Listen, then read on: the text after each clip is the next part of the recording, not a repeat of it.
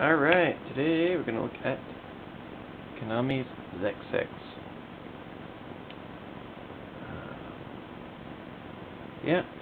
This one has never been ported outside of the PSP in recent years.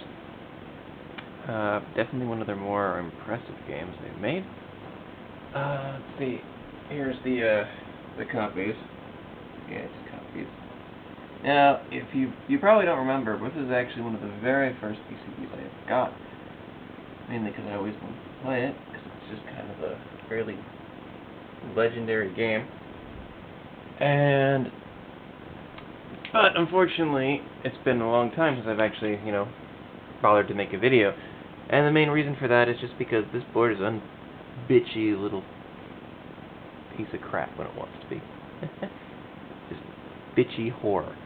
It's, this came out in '91, and if you're familiar with it, you'll probably know that this game's graphics are incredible.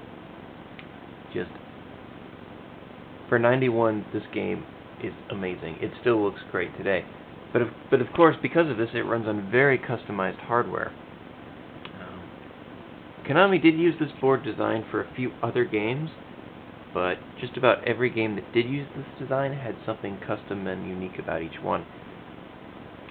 So it's, in some ways, a unique one-off board just for this game. And the problem, because of this, is that it's very, very picky, in a way. This is a board that's pretty infamous on PCB, message boards and stuff, for being a pain in the ass to play outside of a cab. And the reason is because it runs at a very wacky sync refresh rate kind of thing. I'm behind on the specifics, but either way, the vast majority of displays will not take it outside of a true monitor. You'll notice I'm actually running this on an XRGB2, and it's one of the few things that will actually take it. If I tried to run this on my Sony TV, what happens is the picture will just roll over and over and over again, and it's completely unplayable. The Sony TV just doesn't like it.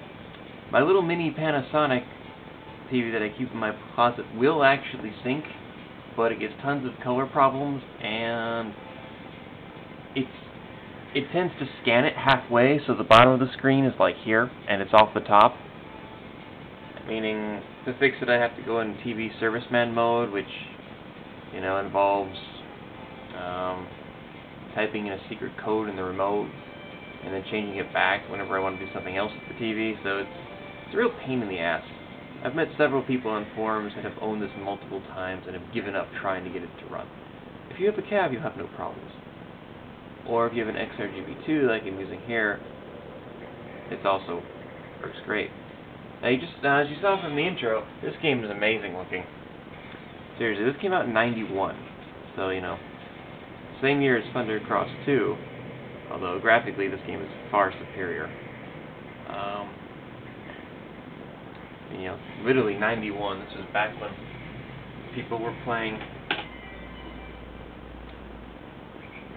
Gradius 3 on their Super NES at home, and in the arcades we had this. Now, this game is, if you insert a credit, it actually has a story. Like, a real story. Not many shooters have one of these in-game. Really is quite impressive. You can tell Konami went out of their way to make this game, like, their best thing yet. And it's a pain in the ass to get this game to run, but it's totally worth it. Be careful though, there's two versions, the Japanese board as I have here, and an English board. Now, the word is this game was never released outside of Japanese arcades, but there is an English PCB. However, they kind of mangled it. You actually have a health bar, and they changed around a bunch of weird stuff. Unlike the Japanese version where it's just, you get hit, you die. And overall, just a much better game. But yeah, it's kind of Konami's version of R-Type in a way, as, your ship is the flintlock, and it has the flint, which is this biological tentacle thing it can be used as both a shield and to kill stuff.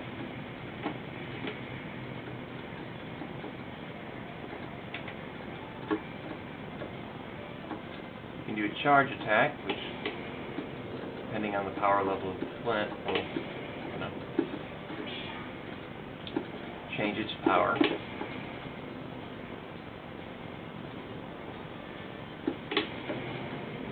You can also charge and then release the flint to shoot it forward. It's not like, you know, the R-type force. It has its own AI, but you kind of have to pick it. Oh, that was pathetic. But you have to pick it up. It will attack stuff by itself, and it will go after stuff, but it's generally more efficient to put it where you want it to go. Which, in the PSP version, they actually changed it.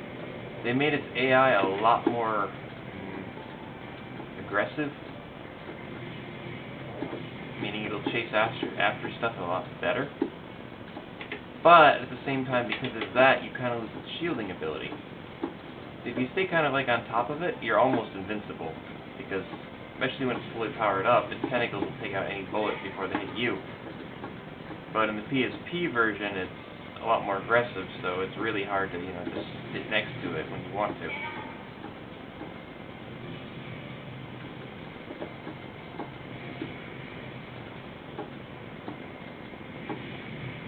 So it's kind of, I don't know, the PSP port, ROM, or whatever you want to call it, is definitely nice, and the only way to really play it outside of, you know, emulation or the board here.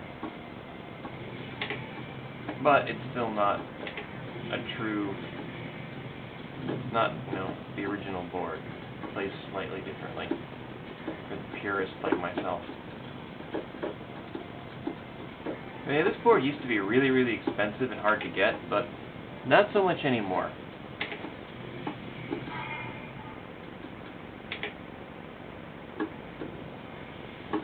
Still not cheap, but this is probably, considering how good of a game this is, it's fairly affordable.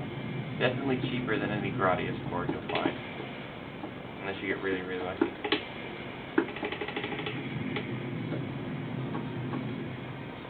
Seriously, just look at these effects, man. This came out in '91.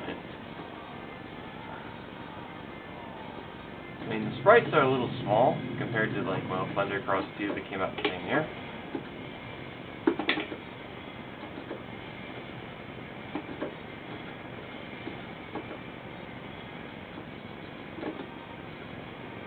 But it's just colors, the music. You can see Konami put a lot of effort into this game.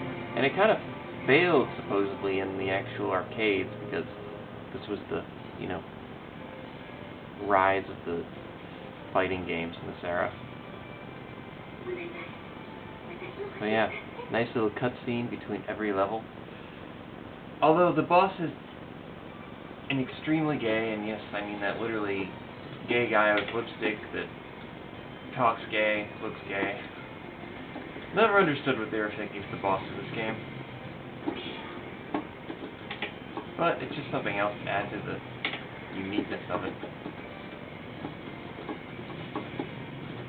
So, this is definitely a wonderful game to own. Especially if you like Konami. This is just one of their more unique and interesting games. It's also pretty fair, too. Since you always start with the flint, recovery is much easier than, you know, Gradius or most of their other games, really.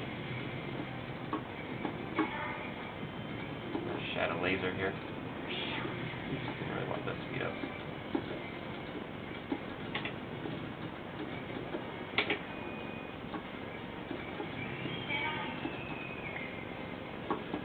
See, sometimes you really have to kind of call them in to go forward, but it has its advantages too.